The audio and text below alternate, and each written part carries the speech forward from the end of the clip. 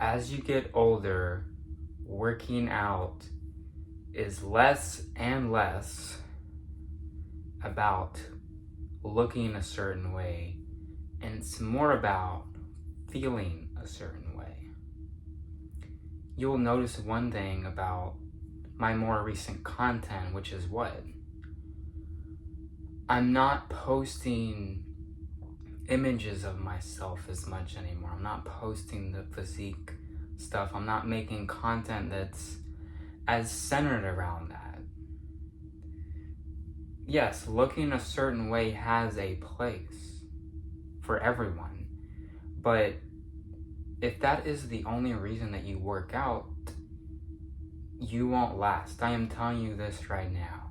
I've been exercising, I've been working out, if you want to call it that, for over 10 years. I say I've been working out consistently for 10 years, but I've been working out on and off for close to 15 years. So, depending on the day, I may say 10 years. Some days I may say 15 years. Either way, I've been working out for over 10 years. And that's the number one lesson that I have learned, if anything at all, which is that your physique's gonna ebb and flow. It's gonna have high points and it's gonna have low points. If you aren't committed to this, it's not gonna work out. But it's especially not gonna work out if you're primarily doing this for the health benefits and just functionality in general. Do I still do the same workout I've pretty much been doing my entire journey? Yes. I've roughly been doing full body 2 to 3 times per week for the past 10-ish years. And it's pretty much the same weights. I've been adjusting over the years though, because I've been trying to really optimize things. Like, I've been adopting different strength standards to hit, because I have found that for my own body, adopting certain strength standards work really well. For me specifically, focusing on heavy curls has not really benefited my arm growth all that much.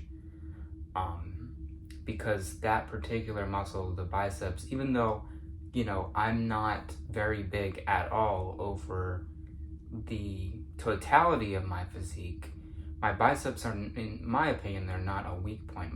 My biggest weak point on my physique is my shoulders. So I try to gear my, key lifts, if you want to call it that, towards more compound pressing movements and pulling movements.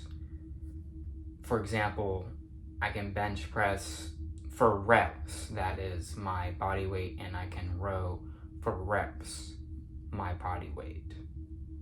I can also overhead press close to my body weight for reps. So for me, that's what works for me. But,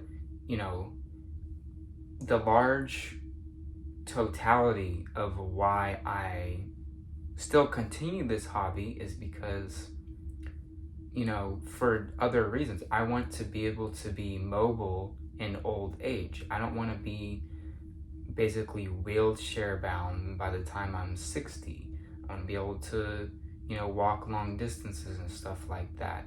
And in order to have that mobility in old age, at least from my perspective, you have to have muscular strength and endurance. If you don't train in that fashion, from my perspective, you're going to lose your ability to walk. You're going to lose your ability to just move around. I've also been taking up yoga to help with my stomach problems, because I don't have the proper organs that a normal human has in order to digest food properly. That's become a large part of my workout routine as well.